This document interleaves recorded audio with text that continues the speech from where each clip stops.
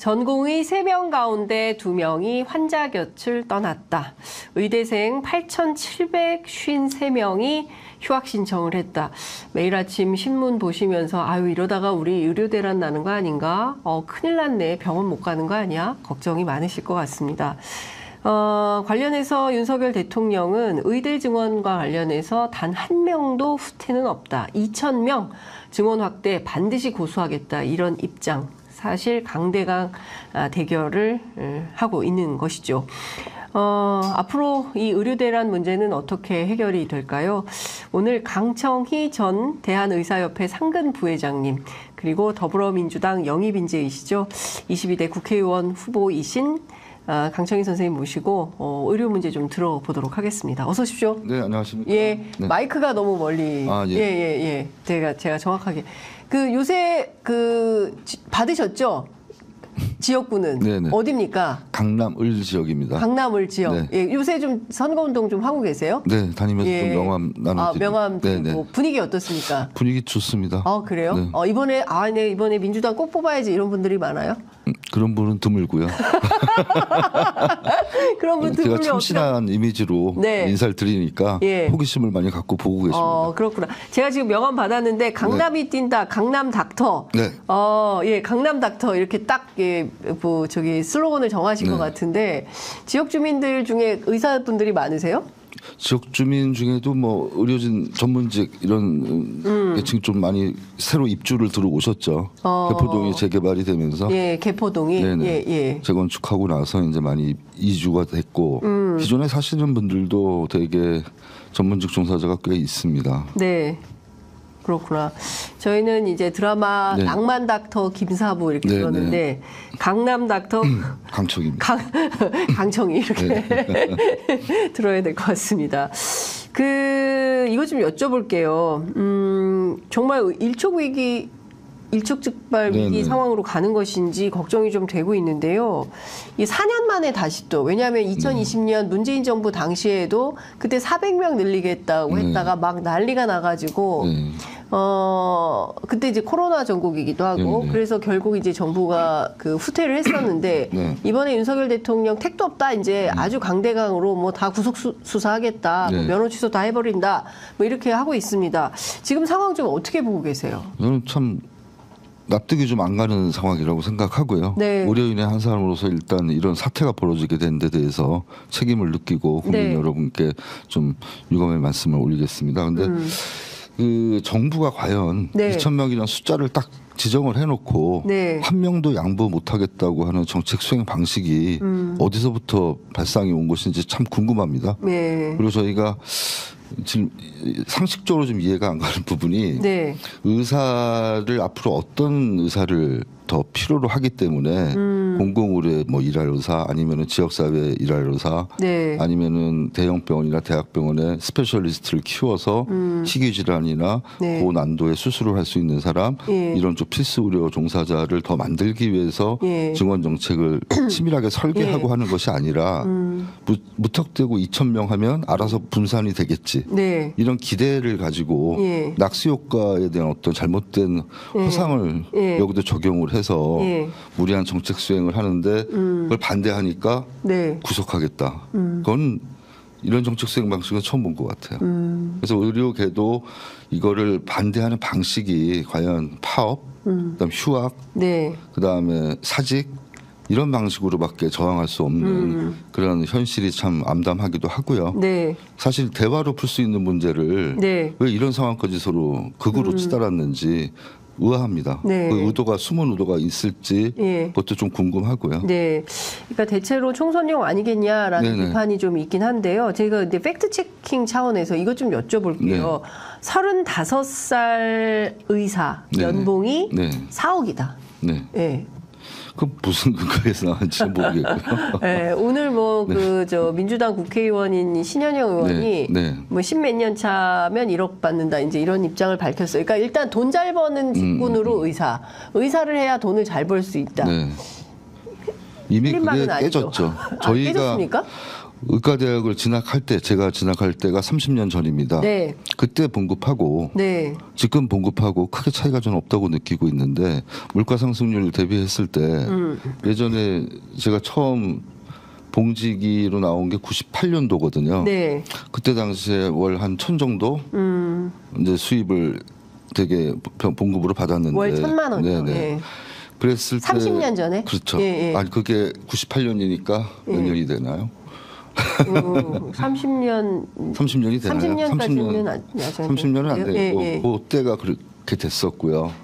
지금도 일부 과 방사선과나 일부 의사를 구하기 힘든 과는 네. 뭐 지방 의료원의 응급실장이나 이런 경우는 뭐 4억까지 가는 경우가 신문 보도를 통해서 저도 봤는데 네. 실제적으로는 되게 2억에서 3억대가 아닐까 싶습니다. 근데 일반적으로 의사의 근무 시간은 24시간입니다. 네. 왜냐하면 입원 환자를 보는 과는 입원 콜을 받고 대기하고 있어야 되기 때문에 또 응급 환자를 또 대기하는 그런 의료과들이 있죠. 그런 데서 근무 시간 대비해서 계산했을 때 과연 다른 직종보다 높냐? 그거는 좀 많이 따져볼 필요가 있다고 봅니다. 네. 그 김윤 교수님 있잖아요. 네네. 서울대 의대 의료관리학과 교수님 네. 이제 지난 20일 MBC 100분 토론에 네네. 출연을 해서 의사 수입이 문제라고 하면 적정 수준으로 낮추면 된다. 이제 이런 입장을 밝히기도 했는데요. 2019년 당시 2억 정도였던 종합병원 의사 연봉이 최근 3억에서 4억 수준으로 크게 인상이 됐다고 하네요. 그러니까 공급이 부족하니까 월급이 계속 오르는 거다라는 것이고 신현영 의원은 35살 종합병원 의사가 4억 연봉은 아니고 면허를 따고 13년 차 전문의로 병원에 근무하면 그 본인 얘기를 이제 그렇게 한 거고 1년 동안 두 기관에서 받은 금액은 약 1억 원이다라는 이제 주장을 하고 있습니다. 어쨌든 뭐 중요한 거는 이제 연봉이 아니고 이 의료 대란과 관련해서 상황이 어떻게 설명이 될 거냐 이제 이게 중요한 포인트인 것 같은데요. 전공의 3분의 2가 의료 현장을 떠났다는 보도가 나오고 있는데 이 정도면 의료계 상당히 심각한 공백 사태가 벌어졌다고 볼 수 있나요? 네. 그 앞단을 좀 말씀을 드리면은 이게 처음 정책의 기도가 인원이 정말 현재 부족하고 앞으로 10년 후에 대비했을 때 준비를 해야 돼서 정책 수행을 이렇게 하겠다 그러면 납득이 되는데 지금 김윤 교수님이 얘기한 것처럼 의사 봉급이 과도하게 많기 때문에 그거 인건비를 더 내리기 위해서 의사 수를 많이 만들겠다는 기도 하나 그다음에 의사들은 어차피 국민들이 미워하는 기득권 집단이기 때문에 검찰보다 더 먼저 의사 집단을 기득권 해체함으로써 국민들에게 카타르시스를 주겠다는 또 정책 의도가 하나 숨은 것 같아서 좀 아쉬운 점이 있습니다. 전공의가 원래 빠져나가도 정상적인 대형 병원이나 정상적인 대학병원이라면 유지가 돼야죠. 근데 우리가 지금 파행적인 운영을 하는 이유가 의료 수가 체계가 원가를 보전해주는 수가가 못 되기 때문에 적은 인건비를 갖고 있는 전공의를 많이 활용을 함으로 해서 사실은 병원 운영이 되고 있는 것이거든요. 그렇기 때문에 전공의가 지금 상태 같은 경우에 빠져나갔다 그러면 실제적으로 수술이나 또 입원 환자 관리에 많은 어려움이 있을 것으로 예상이 됩니다. 지금 사실 국민들이 이제 많이 불안해하는 것은 사실이고 앞서 이제 말씀해 주신 것처럼 파업, 휴학, 사직 뭐 이런 방법으로밖에 저항할 게 없는 거냐 이 좀 고민을 토로하신 것 같아요. 저는 전문직은 그래도 그 현장에 일하는 사람이 가장 많은 지식을 갖고 있고 전문성이 있기 때문에 대화로 풀 문제라고 생각을 합니다. 대화. 전문성을 존중을 안 해주니까 정부에서 과도하게 압박을 하는 것이고요. 그 압박하는 방식에 있어서 협박식 아닙니까? 협박.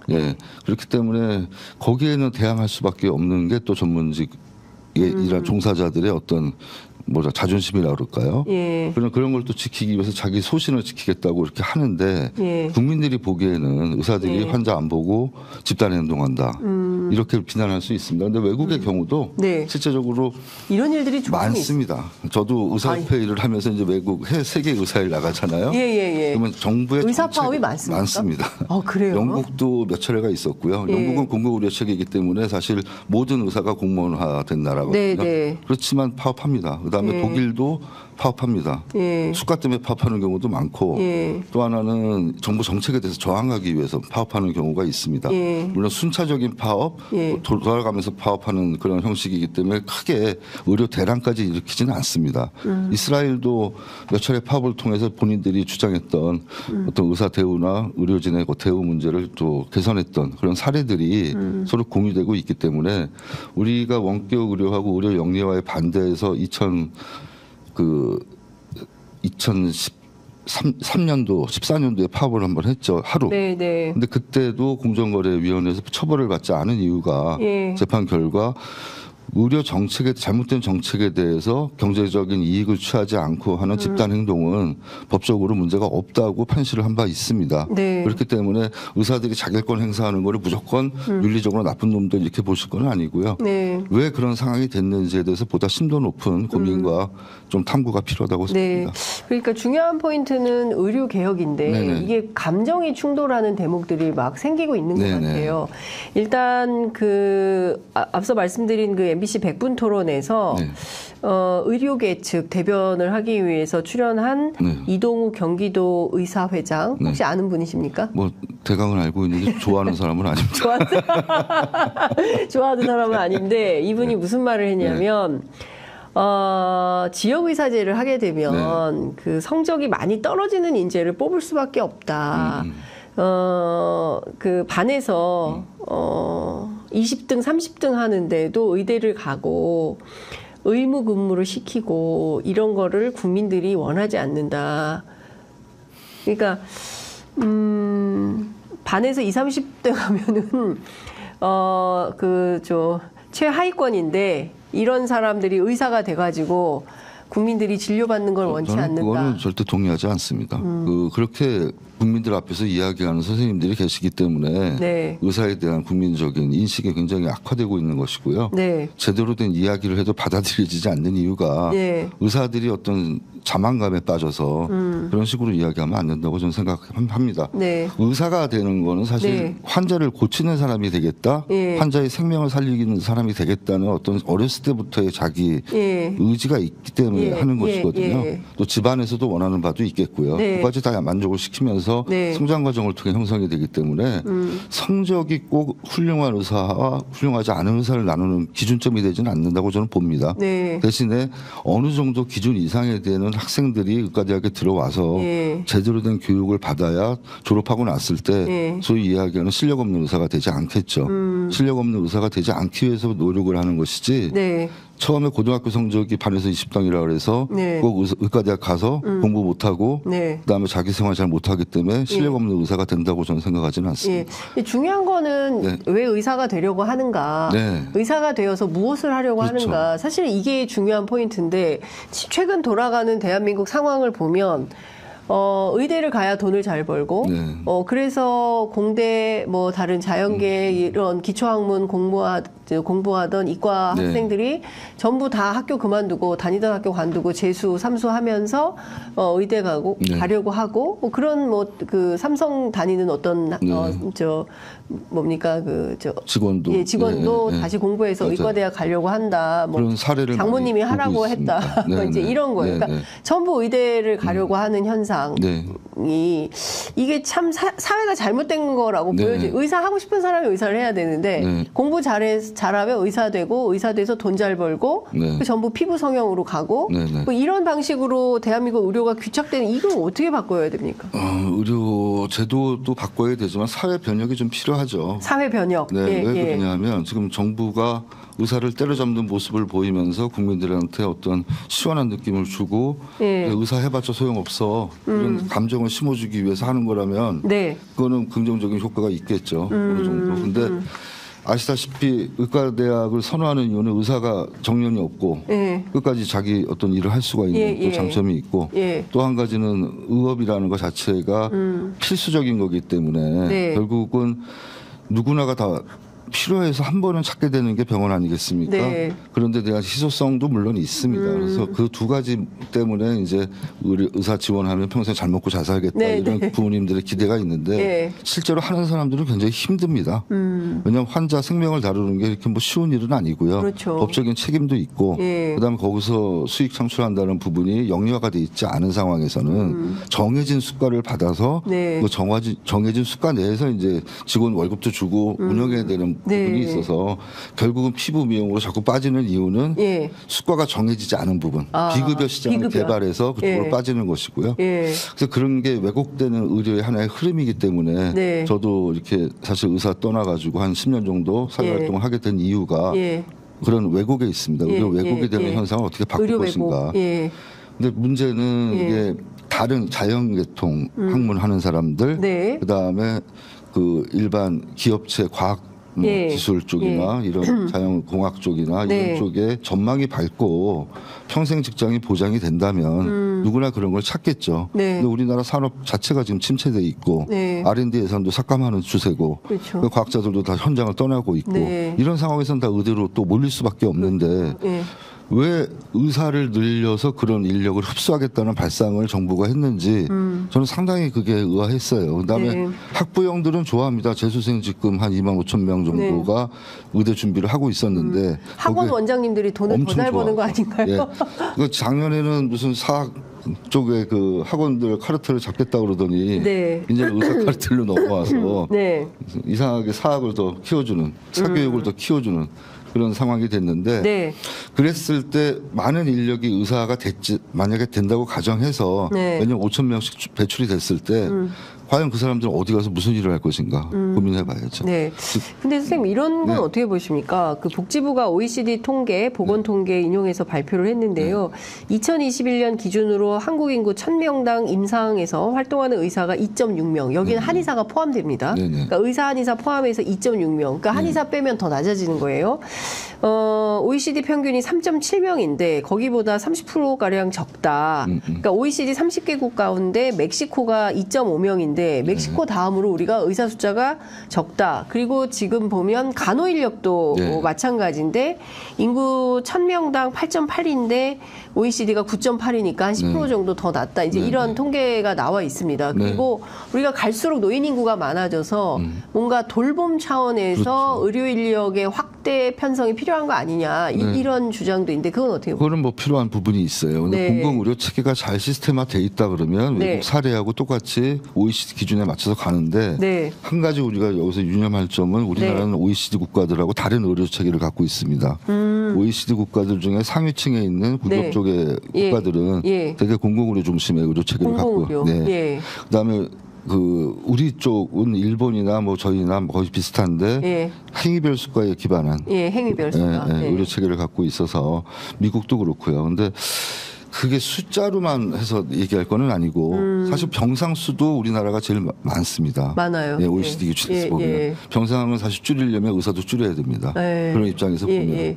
그래서 이게 의사만의 인력을 논할 게 아니라 아까 예. 말씀하신 것처럼 간호 인력이 의사 한 명당 예. 진료할 때 2명을 되게 이야기하거든요. 예, 예. 그러니까 의사 한 명당 간호 인력 둘이 있어야 그렇죠. 된다. 예. 그래야 제대로 된 예, 진료 보조가 예, 이루어지고 예, 예, 예. 수술도 할 수 있기 때문에 네, 네. 그랬을 때 간호 인력은 어떻게 앞으로 충당할 것인가? 5천 명이 되는 의사 인력에 맞춰서 네. 간호 인력도 따라가야 되는데 예. 그럼 간호 인력 확보에 대한 대책도 또 마련을 해야 되거든요. 예. 그러면 의사 2,000명을 뽑겠다고 하면 네. 간호 인력은 최소 6,000명 이상 확보가 돼야 원래는 되는 6천 명을 거예요. 더 뽑겠다는 계획이 나오고 예, 예. 그러니까 그 계획이 좀 실현 가능성이 없다. 이렇게 자꾸 얘기들을 하는 이유가 네, 네.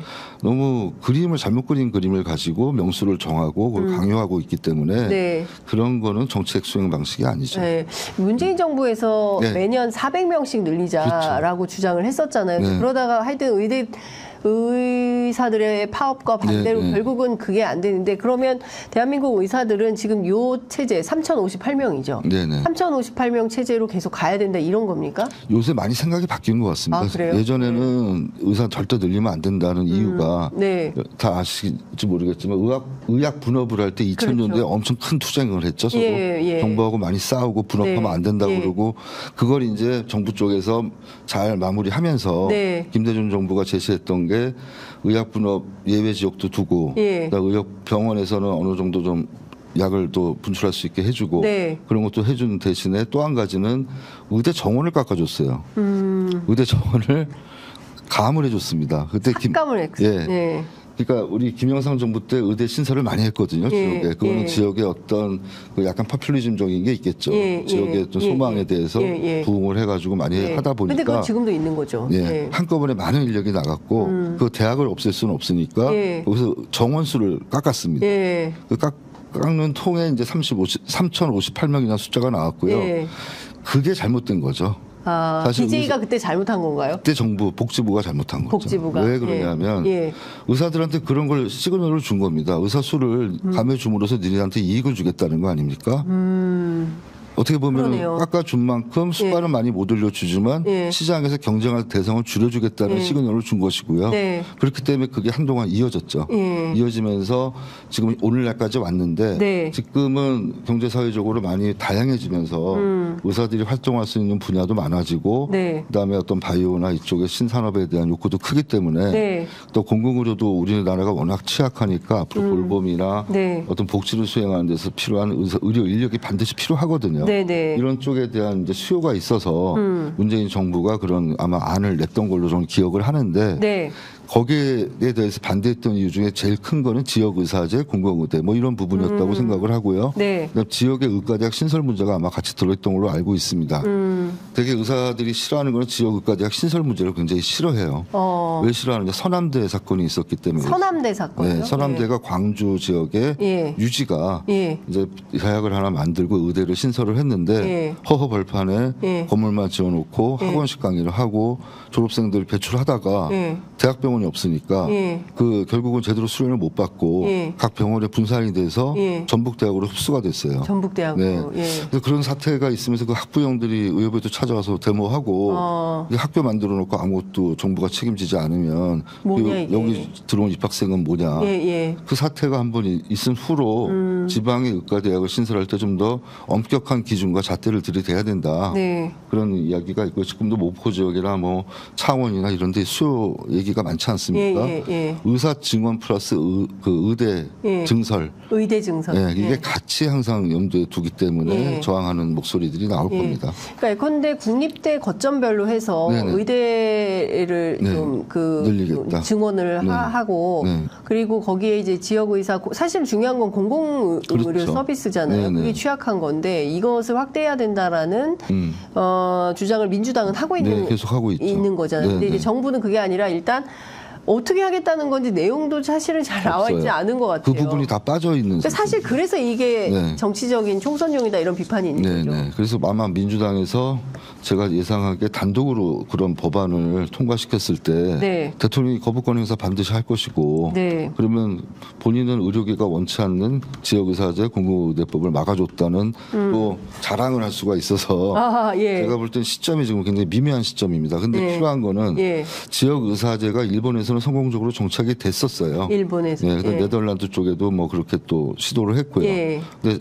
네덜란드는 성공했다는 이야기는 제가 못 들었습니다. 거기 왜 그런가요, 그럼? 거기 좀 뭐 여러 가지 뭐 시험 안 보고 뭐 입학시켜주고 뭐 이런 제도도 만들고 여러 가지를 했는데 시험을 안 보고 어떻게 입학시켜주고 그냥 학교 성적 갖고 그냥 들어가고 학교 성적으로 그렇지만 좀 혜택을 많이 줬다 그래요. 근데 그건 좀 실패를 했고 지역 의사제에서 하나 좀 저희가 유념할 부분은 이제 지역 면허라는 제도거든요. 지역 면허? 그 지역 의사가 만약에 뭐 A라는 지역에 의과대학을 졸업하고 그 지역에 이제 종사하게 만들면 다른 데 옮겨갈 수 없게 제한하는 거 아닙니까? 그러니까 예컨대 뉴욕주 변호사 뭐 이런 거 컨셉인가요? 그런 옛날에 한지 의사라 그래서 예를 들어서 정식 의사가 되기 위해서 의료 불모 지역 그러니까 옛날에는 그 의사가 없는 지역이 좀 있었죠. 그런 지역에 의무적으로 몇 년간 근무하면 정식 의사 면허를 인정해 주는 그런 제도가 일제 시대 때부터 있었어요. 일제 그러니까 그런 데 대한 어떤 이 의사들의 조금 그 불만 또 어떤 직업 선택의 거주 이전의 자유를 막는 불만 뭐 이런 게 있겠죠. 그런 부분만 뭐 의혹이 해소되고 서로 설득이 되면 사회적 합의에 의해서 가는 그 부분은 누구도 막을 수가 없다고 생각합니다. 그 지금 대통령과 정부는 2,000명도 부족하다. 3,000명 해야 되는데 하도 반발을 하니까 2,000명 정도 하는 거다. 대포광 선생님 답답하셔가지고 일단 물 한 잔 드시면서 얘기를 좀 할 텐데 3,000명으로 하려고 했는데 지금 절대적으로 의사가 부족하다라는 거예요. 근데 의사들은 그런 판단은 안 하는 건가요? 지금 부족하다고 이야기하는 건 필수 의료입니다. 필수 의료. 필수 의료에 10년 후를 볼 것이 아니라 의대를 지금 만들어서 입학하면 6년 교육받고 네. 4년 수련하고 10년. 뭐 10년은 거의 걸리는 거죠. 네. 그 기간 후에 필수 의료 인력이 될 거라고 기대하기보다는 네. 현재 숫자에서 어떻게 배분할 것인가. 네. 사실 그게 관건이거든요. 근데 현재 숫자에서 배분이 가능하겠습니까? 그러니까 저도 흉부외과 했지만 흉부외과 하고 종합병원에서 한 6년 근무하고 개업을 한 10년 한 거거든요. 네. 근데 이렇게 개업으로 빠져나오는 이런 흉부외과 의사를 개업이 필요 없게 종합병원 근무지를 더 많이 해주고 여러 명이 근무할 수 있게 해주면 일이 쉬워지니까 누구도 다 하죠. 혼자 근무하니까 힘들어서 나오는 겁니다. 종합병원에서. 그렇죠. 그러니까 혼자 24시간 당직 다 콜 받으면서 6년 하면 뭐 생활이 많이 망가지죠. 일단 자기 생활이 없죠. 네. 그렇기 때문에 몸이 붙이면 40 넘으면 다 개업하게 돼 있는 거고 종합병원 입장에서는 계속 사람을 또 바꿀 수 있는 이점이 있으니까 그런 체계를 유지하는데 제가 볼 때 필수 의료과만큼은 의무적으로 종합병원에 설치하게 해주고 거기에 적어도 숫자를 몇 명 이상 둬야 된다 그래서 번갈아서 근무할 수 있게 해주면 지금도 해결할 수 있겠죠. 근데 그런 노력을 하려면 돈을 투자를 해야 되는데 건보 재정만 갖고 그게 되지 않거든요. 그러면 정부가 특별 기금 같은 걸 만들어서 필수 의료 살리기 기금을 만들어서 세원을 투입해야 그런 또 병원의 어떤 인건비 보전이나 이런 부분을 도와줘야 병원이 이렇게 고용할 수가 있겠죠. 그러니까 그런 식으로 빨리 풀어야지 저거를 지금 결국은 흉부외과 의사 없고 뭐 신경외과 부족하고 일반외과 없고 소아 일반외과 전혀 없고 이렇게 되는 상황을 자꾸 만들어 놓고 10년 후에는 사람 많아지니까 그때는 당연히 생길 거야. 이런 기대를 국민한테 심어주는 건 굉장히 잘못됐습니다. 의사 수가 없다고 정말 심각하다고 생각한다면 지금 당장 어떻게 배분을 시킬 건가를 고민하고 의료계 전문가들하고 좀 협의를 해서 머리를 맞대고 좀 답을 찾아야죠.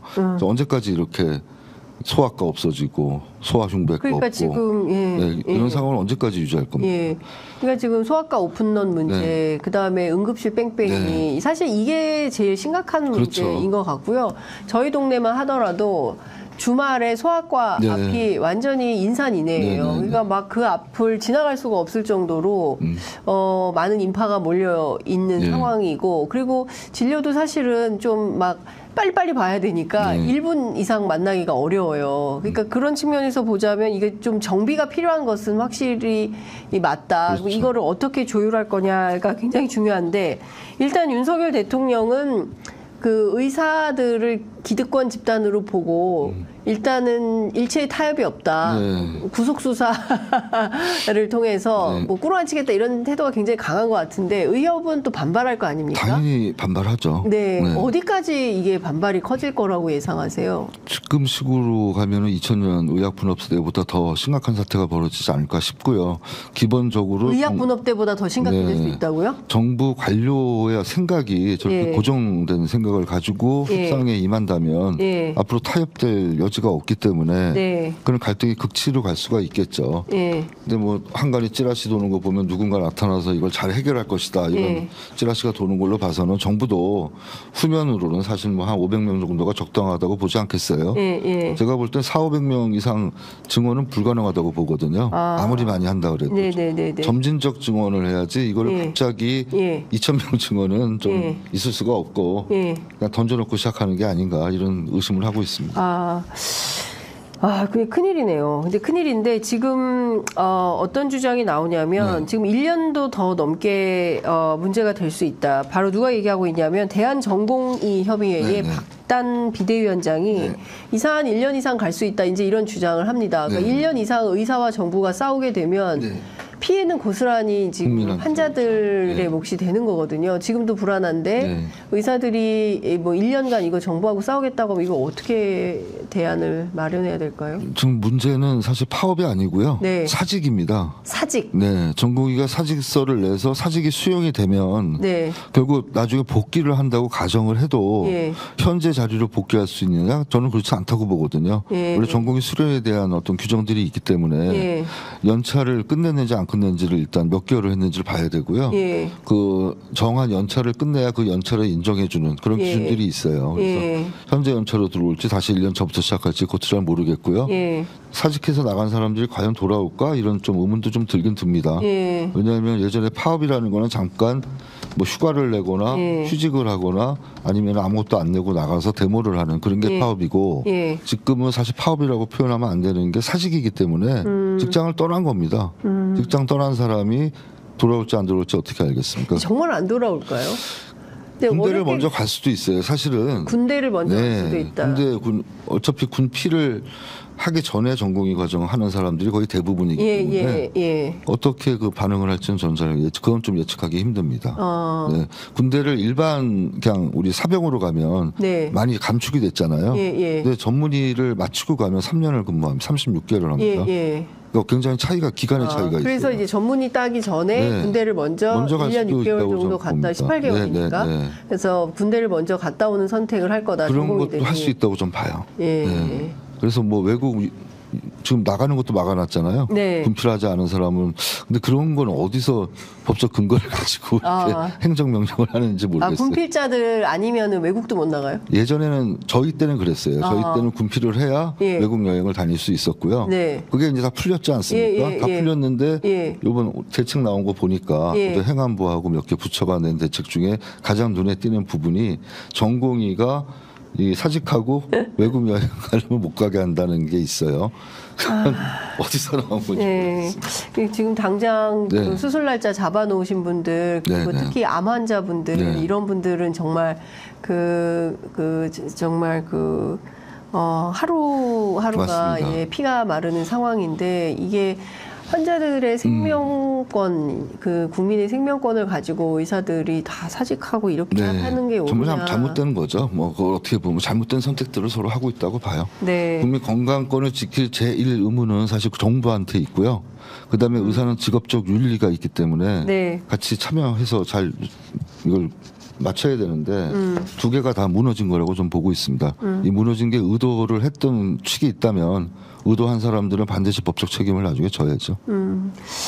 자, 그러니까 어쨌든 끝도 없는 그 의료계 갈등이 좀 계속되고 있기 때문에 그 민주당이라도 좀 중재자 역할을 좀 해야 되는 거 아닌가 싶은데 당 안에서는 이 문제와 관련해서 좀 어떤 논의가 진행 중입니까? 당 대표님은 좀 두 차례 그 대책기구에 대한 말씀을 주셨고, 이재명 대표가요. 근데 또 뭐 내부에서는 여러 가지 논란이 좀 있는 걸로 알고 있습니다. 어떤 논란이 있습니까? 시기의 문제, 그다음에 야당의 한계라는 문제, 그다음에 지금 의료계가 야당하고 민주당하고 이렇게 친화적으로 정책 수행을 해오지 않았기 때문에 민주당이 하려고 하는 뭐 지역 의사제라든지 공공의대에 대한 의료계 입장이 불분명한 상태에서 민주당이 나서도 되겠느냐 하는 그런 이야기들이 나오고 있어서 그걸 떠나서 일단 국민 건강권을 지키는 주체가 정부 의사만 있는 건 아니고 각 정당들도 책임이 있기 때문에 정당과 시민사회가 좀 같이 하는 협의체를 하나 크게 구성을 해서 이거는 반드시 풀어줘야지 정치적 해결 없이 그냥 극에서 극으로 치닫는 갈등을 오래 끌고 가는 거는 맞지 않다. 저는 그렇게 보고 있고요. 그 역할이 주어진다면 저도 열심히 참여해서 의료계하고 소통하고 조율하는 역할을 하고 싶습니다. 그러니까 사실은 이런 기구가 좀 만들어져서 그 야당이 주도하는 물론 이제 의협 차원에서는 그동안 그 문재인 정부 때도 갈등을 했었기 때문에 의협이 뭐 민주당을 마뜩지 않게 생각할 수는 있지만 그래도 지금 이렇게 윤석열 정부하고 강대강으로 갈등이 이제 그 오래되면 누군가는 이제 해결을 해야 되는 거 아니겠습니까? 이제 그럴 때 뭐 야당인 민주당이 나서서 중재자 역할을 해야 되고 이게 회의만 2번 내부에서 한 거죠. 대책기구가 필요하다라는 데 인식은 같이 하지만 당내 이러저러한 사정 때문에 기존 기구가 또 있고요. 그 공공의료에 대한 기구가 있어서 그쪽에서 하겠다는 또 의지들을 많이 보이시고 계신데 좀 더 확대해서 자문기구를 두고 운영할 필요가 있다고 저는 이제 이야기하고 있고요. 그래서 좀 두고 봐야 될 것 같습니다. 대표님은 하여튼 이게 불행한 사태이기 때문에 빨리 이건 해결을 해야 된다. 당의 어떤 정략이나 이런 문제가 아니라 정략적으로 이용하면 안 되고 이거는 해결될 문제니까 그런 대책 기구가 필요하다 이런 필요성에 대해서 역설하신 바 있습니다. 네, 알겠습니다. 지금 제가 하여튼 이 문제는 민주당 안에서 네네. 빠르면 이번 주 다음 주에는 좀 대책 기구가 마련될 수도 있을까요? 네, 아니면 그런 이야기들 준비 아마 하는 걸로 알고 있습니다. 네, 알겠습니다. 의료 얘기는 이 정도로 하고요. 지금 강남을 지역구에서 네네. 지금 그 선거운동을 하고 계시는데 앞서 이제 분위기는 좋다고 말씀을 하셨어요. 근데 사실 네. 여기가 그 험지 아닙니까? 네네. 민주당 입장에서는. 네. 근데 영입인재신데 네. 험지 말고는 좀 양지로 가셔야 되는데 네. 왜 이렇게 어려운 선택을 하신 겁니까? 글쎄요, 저는 좀 이상하게 어렸을 때부터 의과대학 가서도 네. 남들 하지 말라는 흉부외과 선택했고요. 이번에 총선도 네. 남들이 총선 나가지 말라 그러는데 네. 선택했고 여러 가지 좀 힘든 선택들을 많이 하고 있는데 의미가 있다고 저는 생각합니다. 민주당이 과거에 강남과 척지는 정책, 강남 시민을 전혀 생각하지 않는 정책 이런 것 때문에 많은 적들을 만들었다고 보고요. 앞으로 우리가 수권 정당이 되려면 국민 전체를 다 껴안고 가야 되는데 그러면 적어도 당의 어떤 이상이나 정책 방향성과 너무 맞지 않은 거는 포기하지 못하더라도 강남 주민들이 원하는 정책은 반드시 수용을 시켜야 된다고 저는 생각을 해서 제가 그 역할을 하겠다 이렇게 말씀을 드리고 시작을 했습니다. 근데 강남 처음에 생각했던 것보다도 상당히 좀 안 좋았던 것도 좀 있었어요. 처음에는 요번에도 이재명 의사 그러면서 재수없어 이러고 가시는 분도 있고. 이재명 의사. 이재명 의사라고 불려요? 네, 강남에서 이렇게 부르시더라고요. 네. 그런 걸 보면서 이거 빨리 바꿔야겠구나. 강남 지역의 시민들의 인식을 바꿔야 된다. 당에 대한 인식을 그런 생각을 좀 하게 됐습니다. 그리고 강남이 그냥 잘 사는 사람들의 도시 이렇게 생각하시는데 그 안에 상당히 많은 계층들이 존재합니다. 정말 아주 그 상위 1%에 들어가는 네. 고 재산을 많이 소유하신 분들도 있겠지만 대부분은 자기 일을 열심히 해서 뭔가 계획을 만들고 성취하고 거기서 성공을 느꼈다고 생각하는 사람들이 되게 들어와 사는 구조이기 때문에 네. 오히려 새로운 정책이나 제도를 시행함에 있어서 도전할 수 있는 여지가 더 많은 곳이다. 왜냐하면 그런 잠재력이 있어서 성공을 한번 해본 사람은 또 새로운 거를 받아들여서 성공시킬 수 있는 잠재력이 다 있다고 보기 때문에 강남이 그렇게 나쁜 지역 같지는 않습니다. 네. 이겨야죠. 상대방이 누구 나올지 모르지만. 그러니까 기본적으로 그 민주당은 이제 부자보다는 중산층과 서민의 정당으로 알려져 있고 사실 강남에 사시는 분들이 상위 1%도 있지만 또 어려운 분들도 교육 때문에 자녀 교육 때문에 이제 맞습니다. 강남에 가 계신 분들도 계시고 어쨌든 계층 사다리 차원에서 이렇게 꼭 이렇게 다 부자들만 사는 동네는 아니다 이런 말씀을 좀 하시지만 그래도 통칭 강남 그러면 부자와 기득권 그리고 의사 집단도 사실은 기득권으로 이제 통칭이 되는 측면이 있습니다. 그런 점에서는 민주당 지지자들로부터도 또 이렇게 좋은 점수를 못 받는 측면은 좀 있는 것 같은데요. 그런 점들을 잘 좀 넘어야 될 것 같다는 생각이 좀 드는데 이제 선거가 50일도 안 남았습니다. 앞으로 좀 어떤 전략으로 선거 활동하실까요? 저는 전략이 딱 두 개인데요. 하나는 진정성을 가지고 많은 분을 뵙고 다 청취하고 반드시 기록해서 꼭 정책화시키는 그런 모습을 보이는 거 첫 번째 하나고요. 두 번째는 갈등 구조의 해소입니다. 지금 강남의 당원들도 4분 5일 됐다고 표현할 수도 있고 강남 당원이 4분 5일 돼 있어요? 여러 가지 좀 문제들이 있어서 이번 캠페인을 통해서 하나로 좀 마음을 다 모아서 우리 당원들도 결합하고 강남 주민들도 국힘 민주당을 놓고 국힘은 우리 편 민주당은 니네 우리 편이 아닌 사람들 이렇게 보는 시각을 다 바꿔서 다 우리 국민들을 위한 정당 그렇게 좀 볼 수 있는 그런 어떤 시각의 변화를 제가 만들어야겠다고 생각하고 있습니다. 일종의 화합의 아이콘, 통합의 아이콘으로 좀 정치를 새롭게 해보시려고 한다라는 말씀을 좀 듣는 중입니다. 그 기록을 해서 정책화하신다고 그랬는데 어떻게 기록을 하시는 거예요? 만날 때마다 다 써놓으시고 혹시 지금 뭘 좀 해봐라라고 요구받은 정책도 있으십니까? 여러 가지 소관 사업들이 있습니다. 강남에도 지금 개포동 4동 쪽에 가면 3동 4동 쪽은 좀 오래된 주택들도 있고 거기에 모아 주택이니 재건축이니 이런 데 대한 큰 평수를 가진 분과 작은 평수를 가진 분 사이의 갈등 구조가 또 존재하고요. 네. 그다음에 위례가천선이라고 지하철 역사를 이제 만드는 부분에 대해서 예. 어디에 놓을지에 대한 의견들이 또 분분하고 8개 동이 있기 때문에 8개 동의 목소리가 다 틀립니다. 그래서 그거를 갈등 조절, 네, 갈등 조절을 해결 잘 하고 예. 가장 원하는 예. 이 국민들이 원하는 쪽에 어떤 시정을 할 수 있게 저희가 이번 캠페인 통해서 많이 수렴하고 앞으로 정책을 만들어서 공약으로 자꾸 해드려야 네. 가능하고요. 제일 좋은 거는 이제 3가지인데 네. 성장 도시, 그다음에 교육 도시, 그다음에 건강 도시 이 3가지는 반드시 제가 네. 모토로 해서 강남 주민을 위해서 일을 할 생각입니다. 네. 네. 분위기는 좋은데 네. 여론조사 같은 거 좀 돌려보셨습니까? 일부러 저는 일부러 안 하고 있습니다. 그뭐 봐도 뻔히 안 좋을 텐데. 뻔히 안 좋을 텐데 저는 돌려서 인지도를 뭐하나? 더 올려서 많이 좀 소개를 해드려야 좋아지지. 예. 그냥 단순히 강청이 뭐 누가 알겠습니까? 예. 근데 열심히 해가지고 하여튼 네. 많이 알려드려야죠. 네. 알겠습니다. 네. 하여간 뭐 민주당 입장에서는 영입인재고 네. 영입인재이기 때문에 뭐 소위 얘기하는 텃밭 네. 이런 데 가서 승리해서 국회의원 배지를 달고 돌아오도록 통상 하는데 네. 의외로 험지로 가셔가지고 굉장히 어려운 도전을 하고 계시고 네. 현안은 또 되게 많고 예, 그런 것 같습니다. 이제 마무리를 좀 해야 되는데요. 네네. 끝으로 꼭 하시고 싶으신 말씀 한 말씀 듣고 네, 정리하겠습니다. 뭐 오늘 또 이렇게 기자님이 불러주셔서 또 출연하게 됐습니다. 제가 시청자 여러분께 좀 드릴 말씀은 네. 다음과 같습니다. 네. 강남 닥터 강청이가 간다. 앞으로 무너진 대한민국 또 위기의 대한민국을 살리기 위해서 반드시 4월 10일 여의도에 개업하겠습니다. 많은 지원과 성원 부탁드리겠습니다. 감사합니다. 네. 아유, 반드시 여의도에 개업하는 날이 오기를 저희가 함께 응원하겠습니다. 오늘 말씀 여기까지 듣겠습니다. 네, 고맙습니다. 감사합니다.